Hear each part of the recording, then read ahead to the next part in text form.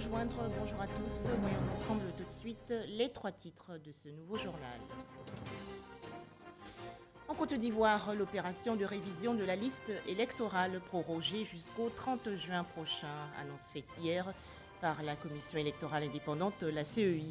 C'était lors d'un point de presse dans les locaux de cette institution en charge de l'organisation des élections dans le pays. Un don pour soutenir les populations sinistrées de l'éboulement meurtrier survenu récemment dans la commune d'Anyama, dans le sud de la Côte d'Ivoire. Des vivres et non-vivres estimés à 32 millions de francs CFA leur ont été offerts hier par la première dame Dominique Ouattara. Enfin, à Kafolo, dans la région nord de la Côte d'Ivoire, la vie reprend son cours après la récente attaque terroriste. En Côte d'Ivoire, un conseil des ministres s'est tenu aujourd'hui au palais présidentiel dans la commune du Plateau, réunion dirigée bien sûr par le chef de l'État Alassane Ouattara. Plus de détails dans nos prochaines éditions. Toujours en Côte d'Ivoire, l'opération de révision de la liste électorale prorogée jusqu'au 30 juin prochain. Cette décision de la Commission électorale indépendante va ainsi donner l'opportunité à un grand nombre de requérants potentiels de s'inscrire. Le porte-parole de la CEI, Émile Ébrotier, a animé hier un point de presse dans ses locaux. Sidonie Davila. Au regard des statistiques partielles en notre possession, les tendances sont encourageantes. Afin de faire droit à cette requête légitime des acteurs du processus électoral, la commission centrale de notre institution a proposé ce jour au gouvernement la prorogation de l'opération de recensement électoral. Notre intérêt et notre souhait est de conforter l'inclusivité autour du processus. Toutefois, la CEI est tenue au respect des dispositions légales.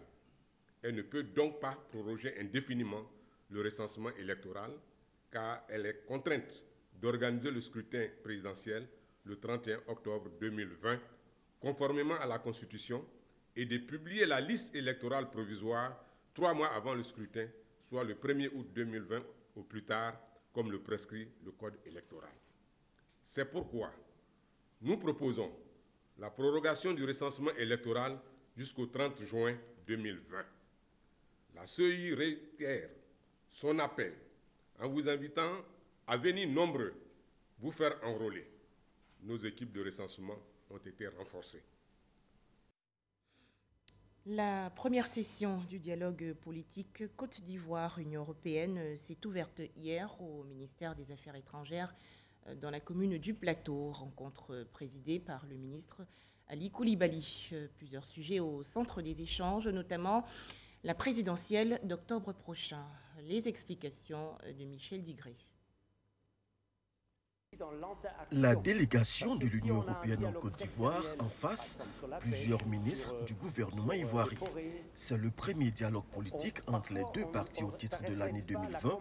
Il aura permis de plancher sur les questions de coopération économique, mais à 4 mois de la présidentielle, le scrutin d'octobre a focalisé les attentions. Et pourquoi les élections? Parce que c'est un moment important pour la Côte d'Ivoire et donc la réussite des élections conditionnera aussi l'amplification, bien sûr, des investissements européens et des échanges commerciaux. Je veux souligner une chose. Quand nous abordons de tels sujets, tout ce que vous avez mentionné, nous ne les faisons jamais dans un rapport de force. Et je crois que c'est ce qui a régné jusqu'au-là les dialogues politiques entre l'Union européenne et la Côte d'Ivoire. On les fait en tant que vrais partenaires et avec des intérêts qui sont partagés de deux côtés. Après avoir salué les initiatives de l'Union européenne en faveur de l'amélioration des conditions de vie des populations ivoiriennes, surtout en cette période de crise sanitaire, le ministre des Affaires étrangères, Ali Koulibaly, a tenu à rassurer le chef de la délégation de l'Union européenne sur la crédibilité de la présidentielle d'octobre. Nous vous avons gré de votre soutien car nous voulons une consultation démocratique, transparente, ouverte et inclusive. Aucun Ivoirien remplissant les conditions constitutionnelles et désirant concourir ne sera laissé en rade. C'est une assurance constante du président Alassane Ouattara qui dit ce qu'il fait et qui fait ce qu'il dit. Cette assurance du chef de l'État s'explique par le travail abattu au cours de la dernière décennie et unanimement salué par la communauté internationale. Comme résultat, les fondamentaux politiques, économiques et sociaux sont désormais solides. Ils permettront l'expression libre de la démocratie. Nous restons persuadés que personne n'a intérêt à casser une machine qui marche bien et chacun veut bien saisir les opportunités de la croissance. Les deux parties ont insisté sur la nécessité de maintenir le dialogue pour relever tous les défis socio-économiques, mais surtout sécuritaires, face aux menaces terroristes dans la sous-région.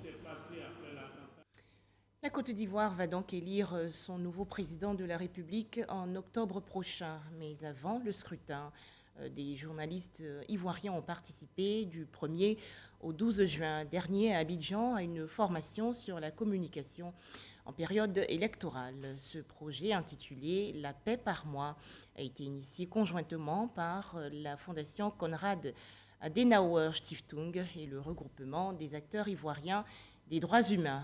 Les détails, Sephora Zegui.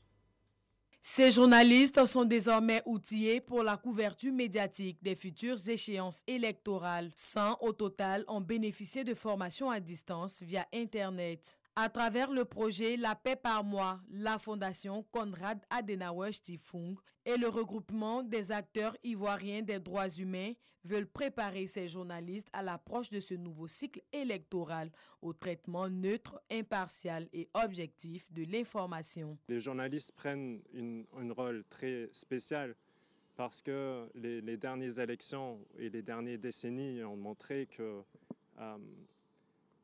les journalistes ne contribuent pas toujours à l'édification de la paix et de la cohésion sociale. Et c'est pourquoi nous avons décidé de renforcer les capacités des journalistes pour édifier leur compréhension de la paix et de la cohésion sociale. Pendant environ 2 semaines, ces journalistes, blogueurs et leurs formateurs ont interagi sur les thématiques telles que les réseaux sociaux, le cadre juridique et légal qui entoure les élections et le code de déontologie. Pour ces journalistes, cette formation vient approfondir leurs connaissances et leur permettre d'être objectifs dans le traitement de l'information en période électorale. Le journalisme doit primer dans tout ce que nous aurons à faire durant cette période, durant les élections présidentielles qui arrivent. Et donc, la formation arrive vraiment à point nommé parce qu'elle nous donne ces outils-là pour pouvoir vraiment travailler de façon professionnelle. C'est dans notre comportement, dans le savoir-être et le savoir-faire surtout, que va réjaillir maintenant la formation que nous avons reçue.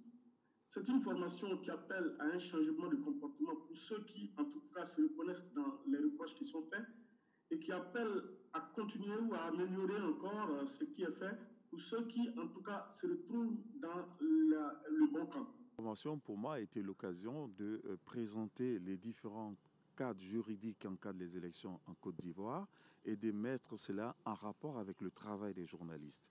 Il s'agissait donc de voir les différentes interactions qui existent entre les journalistes d'une part et les différents textes de loi qui encadrent le processus électoral.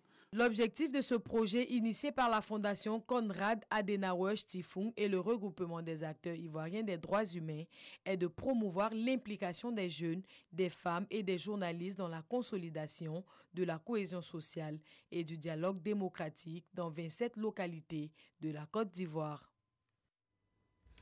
Un tout autre sujet à présent, des vivres et non-vivres offerts hier aux populations sinistrées de l'éboulement meurtrier survenu récemment dans la commune d'Anyama, dans la région sud du pays. Ces dons d'une valeur de 32 millions de francs CFA ont été faits par la première dame de Côte d'Ivoire, Dominique Ouattara. Les bénéficiaires ont exprimé leur reconnaissance au micro de Mama Traoré. C'est avec compassion que la première dame Dominique Ouattara réagit au drame survenu jeudi dernier dans la commune d'Anyama. Ce drame me peine beaucoup. Je voudrais adresser mes sincères condoléances aux familles des disparus et leur témoigner toute ma solidarité. Une solidarité qui n'a pas tardé à se matérialiser. Ce mardi, la première dame Dominique Ouattara a mandaté une délégation pour venir assister en vivre et en non-vivre les populations sinistrées. Les dons remis par Patricia Sylvie Yao sont composés de 300 sacs de riz, 250 bidons d'huile, 200 matelas et 1000 nattes, le tout d'une valeur de 25 millions de francs CFA, en plus de 7 millions de francs CFA en numéraire pour les familles des 17 personnes disparues et des blessés. Votre présence, Maman Dominique, nous soulage davantage. Nous n'avons que ce petit mot, merci, pour vous exprimer nos gratitudes. Nous ne sommes pas surpris par la présence aujourd'hui des représentants de son Excellence, Mme Dominique Ouattara, Première Dame de Côte d'Ivoire. Au nom de toute la population d'Aniama, nous disons donc un grand merci à Madame la Première Dame.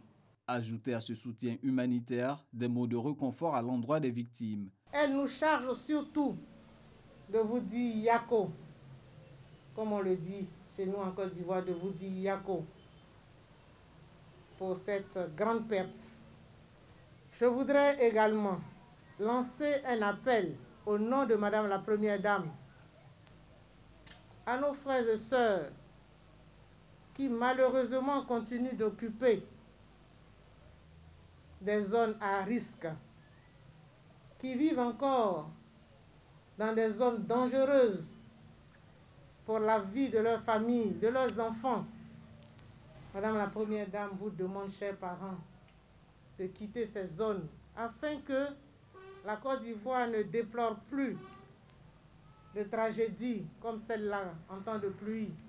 Les émissaires de la Première Dame sont également allés visiter les dortoirs offerts par l'Église catholique d'Aniama aux familles sinistrées par l'éboulement de terrain survenu au quartier Derrière Rail.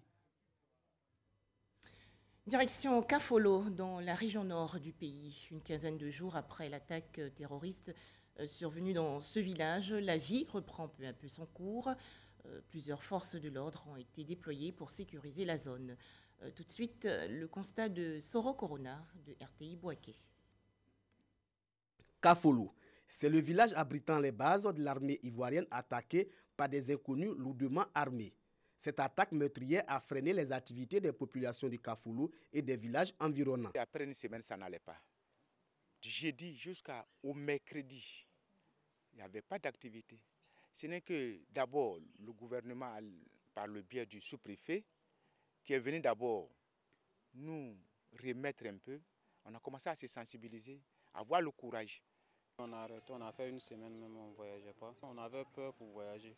Plusieurs jours après cette attaque, la présence des forces de défense et de sécurité venues renforcer la sécurité des lieux donne assurance aux populations. Le village retrouve petit à petit son ambiance habituelle. Ça va. Ça va même parce qu'on a vu les gens là, les militaires, on n'a pas voit pas encore. Le transport des personnes et des biens. Les activités commerciales ont repris de plus belle. À l'heure actuelle, on voyage parce qu'on voit toujours la sécurité sur la route, la paix est partie. Dans les champs comme sur le fleuve Komoé, les activités ont également redémarré. Quelques-uns ont commencé à aller voir leurs champs depuis une semaine qu'ils ne le faisaient pas. D'autres sont allés ramasser leurs filets dans les fleuves. Puisque étant là-bas, ils avaient peur d'aller ramasser les filets. Et ils ont commencé, j'ai vu des anciens filets ou bien des filets qui étaient dans l'eau, ils sont en train de trier comme ils le disent ou bien de nettoyer pour reprendre les pêches. Le chef du village salue les efforts déployés par l'État pour ramener la confiance au sein de la population. Il y a eu beaucoup d'éléments qui sont là. Il y en a même quand tu les demandes, ils disent je viens de Main pour Kafolo. Vraiment, il y a la sécurité. Kafolo est peuplé de plus de 5000 âmes. Une population composée en majorité de pêcheurs, d'agriculteurs et de commerçants. Kafolo est également une grande zone touristique avec le parc national de la Komoé. Pour combattre le coronavirus, les gestes barrières sont indispensables.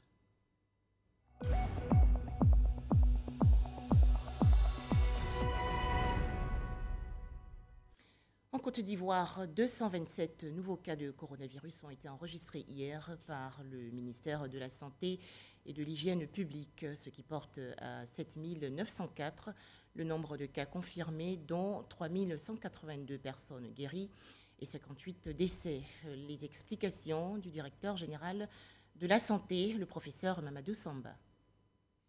Point la situation de la COVID-19 au 23 juin 2020.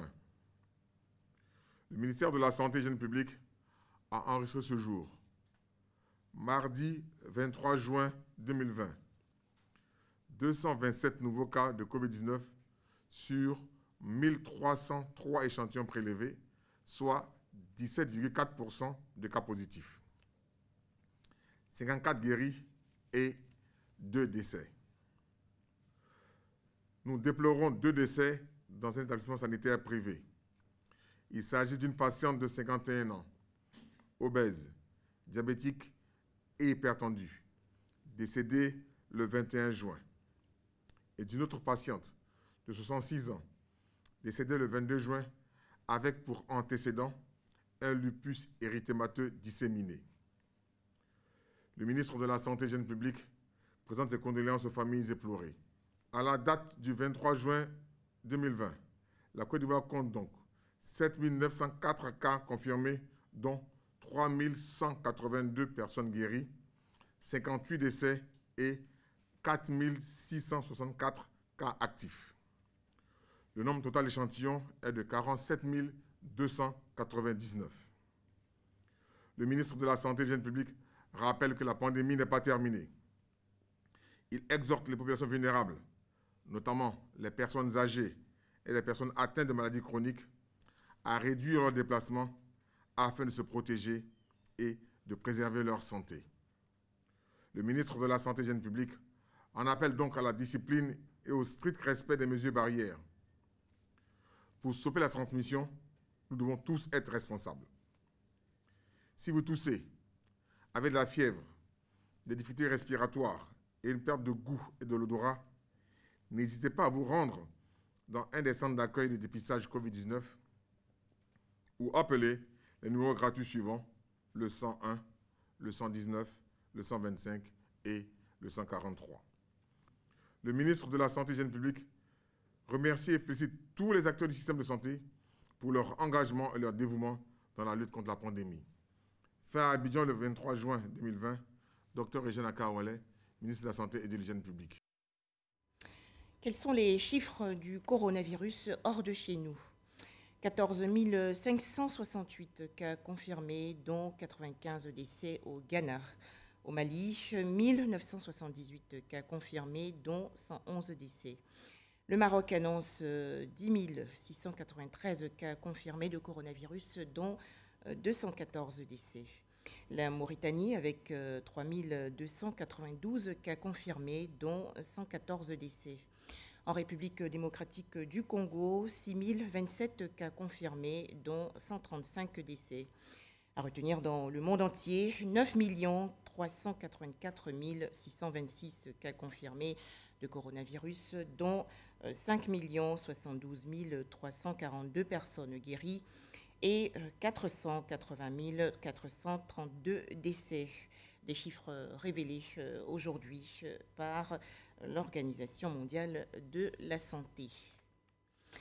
En Côte d'Ivoire, le maire de la commune d'Adiaké, dans le sud-est du pays, a invité du point presse sur le coronavirus. Et ainsi a présenté et expliqué dans les détails les stratégies élaborées par sa commune pour freiner la propagation du virus. Moussa Konaté. Et ainsi, à la tribune de ce point de presse du gouvernement, le maire d'Adiaké explique les actions menées dans sa commune pour barrer la route à la maladie à coronavirus. À Diaké, sous préfecture, nous avons eu un cas, une jeune dame qui a été prise en charge, elle et puis 16 personnes contact. Et depuis plus d'un mois, elle est revenue, elle va bien. Nous travaillons aujourd'hui vraiment à doter le maximum de personnes de masques. Nous avons appuyé les services sanitaires pour mettre à l'entrée de la ville d'Adiaké, ça continue encore, un checkpoint, un point de contrôle. Donc aujourd'hui, si vous voulez rentrer à Adiaké, vous êtes tenu de vous soumettre au respect du lavage de mains et de prise de température. 4 mois que la Côte d'Ivoire mène le combat contre la pandémie de Covid-19. Les chiffres des personnes contaminées se sont accrus ces dernières semaines. Malgré de nombreux cas de guérison et le faible taux de létalité, la menace est toujours présente. Aucune catégorie d'âge n'est épargnée. Ces décès ne sont plus l'apanage des seules personnes âgées ou présentant des pathologies antérieurement connues de maladies chroniques sous-jacentes. Les enfants, les jeunes et toutes les catégories socio-professionnelles et les classes d'âge sont exposées. La forte exposition des jeunes et des enfants expose davantage les parents ou proches vulnérables par l'âge ou l'existence d'antécédents médicaux particuliers. Au plan sécurité, le commissaire Bleu Charlemagne a rappelé les actions de contrôle en vigueur. Patrouille de contrôle du respect des mesures sécuritaires et sanitaires barrières, notamment le port obligatoire du masque, la tenue et le renforcement des points de sortie et de refoulement du Grand Abidjan, l'interdiction des attroupements plafonnés à ce jour à 50 personnes dans le Grand Abidjan et à 200 à l'intérieur du pays. Le Grand Abidjan demeure l'épicentre de la maladie à coronavirus avec 96% des cas. Les populations sont toujours invitées au respect strict des gestes barrières. L'actualité en France. Le parquet a requis hier des amendes d'un montant total de 8,2 millions d'euros à l'encontre du groupe pharmaceutique français Servier et une peine de 3 ans de prison ferme contre son ex numéro 2, jugé à Paris, la capitale, dans l'affaire du scandale sanitaire du Mediator. En Côte d'Ivoire, cette rencontre pour assurer les acteurs de l'industrie touristique impactés par la crise sanitaire liée au coronavirus. Une délégation de l'agence Côte d'Ivoire PME était récemment à Jacquesville, dans la région sud du pays. Les précisions de Abou Sanogo. La crise sanitaire due au nouveau coronavirus impacte fortement l'industrie touristique. La cité balnéaire de Jacquesville n'est pas épargnée par les effets de cette crise. Dans le complexe, on a un restaurant. On a dû fermer le restaurant. On a aussi mis au chômage le personnel. En toute honnêteté, ça pèse sur les finances. Par rapport aux 2 mois qui se sont écoulés, les factures qui sont arrivées, les charges fixes et tout ça, nous attendons vraiment une aide de l'État afin que l'État essaie de se pencher vraiment sur notre situation. Un cri de cœur entendu par l'État de Côte d'Ivoire. Dans le cadre de la lutte contre la Covid-19, un fonds a été mis en place pour soutenir les petites et moyennes entreprises. La bonne information est donnée ici aux acteurs de la région des Grands Ponts par les responsables du ministère du Tourisme et de l'agence Côte d'Ivoire PME. L'agence explique aujourd'hui aux acteurs du secteur touristique les critères d'éligibilité, la liste des documents à fournir, ainsi que les différents guichets qui effectivement ont été mis en place dans le cadre de ce dispositif FSPME, qui permettra donc à tous ces acteurs du secteur touristique, en particulier de Jacquesville, de pouvoir accéder à ces fonds, de pouvoir relancer leur outil de production. Que gagne chaque entreprise? Comment peut-on bénéficier des fonds de l'État? À cette réunion organisée par l'agence Côte d'Ivoire PME, toutes les questions ont été passées en revue pour le bonheur des acteurs de l'industrie touristique. Au niveau de la Fédération nationale de l'industrie touristique de Côte d'Ivoire, nous avons bien accueilli la mise en place de ces différents fonds pour accompagner nos petites et moyennes entreprises, c'est-à-dire les micros, les petites et les moyennes entreprises. Rappelons-le, ce sont 150 milliards de francs CFA qui ont été décaissés par l'État pour soutenir les PME dans le cadre de la lutte contre la Covid-19. Toujours en Côte d'Ivoire, des équipements informatiques pour le ministère de la Justice et des Droits humains. C'est un don du programme des Nations Unies pour le développement. Il s'agit pour le PNUD de renforcer les capacités opérationnelles de ce département ministériel. Abdoulaye Koné. L'augmentation des violences domestiques et sexuelles est l'une des conséquences de la Covid-19, due essentiellement au stress du confinement, les pertes d'emploi et les baisses de revenus. Et c'est pour juguler ce phénomène que le secrétaire général de l'ONU à travers le PNUD appelle à agir rapidement. La cérémonie de ce jour me permet de réaffirmer le soutien du PNUD au renforcement de la chaîne pénale en Côte d'Ivoire pour lui permettre de sanctionner les auteurs de violences. Je voudrais réitérer et vous rassurer, Monsieur le ministre, que le PNUD restera aux côtés du ministère de la Justice et des Droits de l'Homme dans la recherche des solutions durables. Ce don, qui s'inscrit dans le processus de modernisation de la justice, vient appuyer la capacité opérationnelle de celle-ci et de ses auxiliaires afin de permettre aux justiciables mal lotis de se faire accompagner sur le chemin du droit. Nous apprécions à sa juste valeur le don en matériel informatique de ce jour. Est-il encore nécessaire de démontrer l'utilité de l'outil informatique? Cet outil garantira, j'en suis sûr, une meilleure qualité de service. C'est pourquoi je voudrais exhorter mes collaborateurs et les services bénéficiaires au meilleur usage du matériel reçu afin d'atteindre l'efficacité recherchée. À Genève, en 2019, la Côte d'Ivoire avait accepté à l'issue de la soumission de son 3e rapport dans le cadre de l'examen périodique universel 222 recommandations parmi les 247 formulées lors du dialogue interactif. Il convient dès lors pour l'État ivoirien de les faire respecter et de protéger les droits de ses citoyens, notamment en facilitant l'accès à la justice et en faisant bannir toutes les formes de violence basées sur le genre. Le système judiciaire ivoirien a expliqué récemment aux populations de Côte d'Ivoire. Cette formation a été initiée par le Conseil national des droits de l'homme. Les explications de Éric Goré. Le procureur de la République, Adou Richard, expose sur le thème le rôle de la justice ivoirienne dans le renforcement de l'état de droit et de la protection des droits de l'homme. Un exposé voulu par le Conseil national des droits de l'homme, CNDH, afin de montrer aux citoyens ivoiriens que tout le monde a droit à la justice. Pour cela, il faut se rapprocher de cette justice et bien la connaître. C'est surtout comprendre la justice, parce que la justice ivoirienne travaille sur des textes qui ont été votés par nos populations à travers leurs députés. Mais on est d'accord que même votés par nos députés, tous les Ivoiriens ne connaissent pas absolument tous les textes. Le droit à la vie, le droit civil, le droit de travail, le droit pénal, entre autres, ont été expliqués aux apprenants, en plus des procédures qui les accompagnent. Pour Namizata Sangaré, il faut promouvoir les droits de l'homme. Cette formation, les auditeurs seront édifiés sur le fonctionnement de notre appareil judiciaire, sur les collaborateurs de la justice, sur les différentes décisions de justice, sur l'organisation de l'appareil judiciaire. Le Conseil national des droits de l'homme, CNDH, se veut plus proche des populations ivoiriennes en étant indépendante.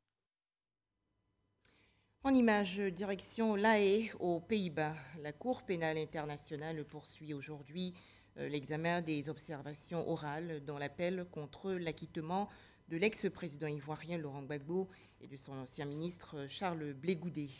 L'avocat des victimes a argumenté hier que la décision de l'acquittement prononcée en janvier 2019 n'était pas dans les normes.